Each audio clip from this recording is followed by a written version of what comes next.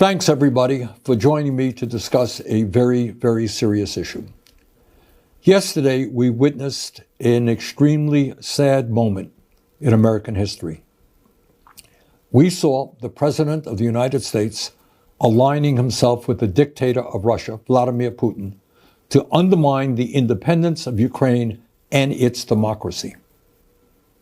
Let's be clear. Trump is showing us that he sees one of the world's most brutal dictators as his friend and our longtime democratic allies in Europe as his enemies. He wants a world that is safe for authoritarians and oligarchs, but extremely dangerous for democracies. It will not surprise you when I tell you that Trump is lying, as he so often does. Yesterday, Trump said that Ukraine started the war. That's not true. Russia invaded Ukraine twice, first in 2014 and then again in 2022. Right now, Russia occupies about 20% of Ukraine. Since Putin's horrific invasion, over 1 million people have been killed or injured. Every single day, Russia continues to rain down hundreds of missiles and drones on Ukrainian cities.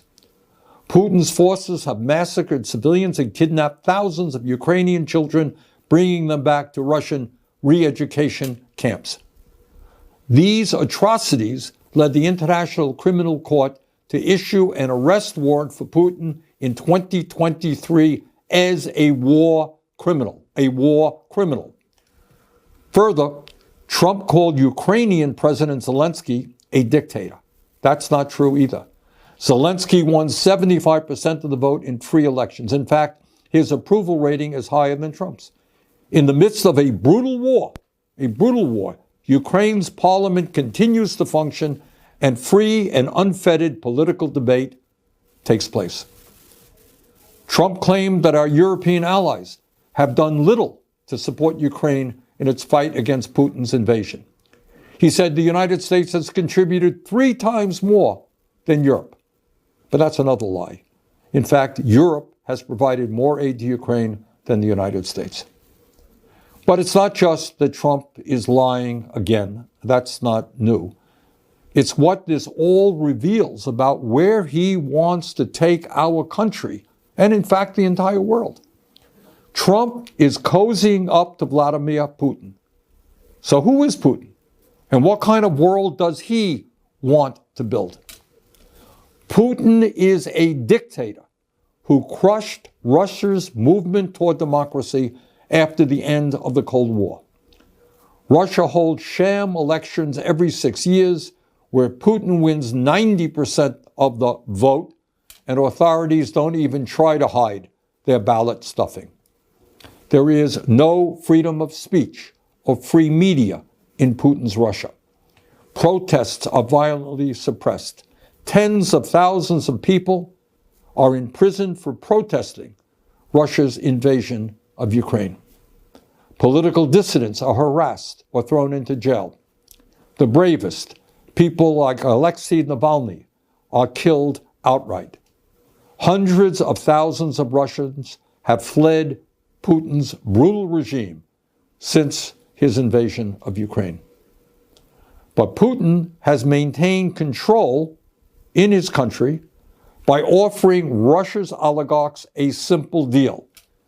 If you give me absolute power, I'll let you steal as much as you want from the Russian people. And that's why in a country where many are struggling economically, Russian oligarchs have stashed trillions of dollars in offshore tax accounts. That is the Russian leader that Trump admires. That is the Russian oligarchy that he supports. But that is not the perspective of the American people. We know, and we are proud of, the fact that the United States of America is the longest standing democracy in the world. We know that many hundreds of thousands of brave Americans over the years have fought and died to defend democracy. We also know that our allies in the world are those countries that believe in democracy not authoritarianism. In this critical moment in our history, I hope that every American, regardless of political perspective, will stand tall and say yes to democracy, no to oligarchy, and no to authoritarianism. Thank you very much.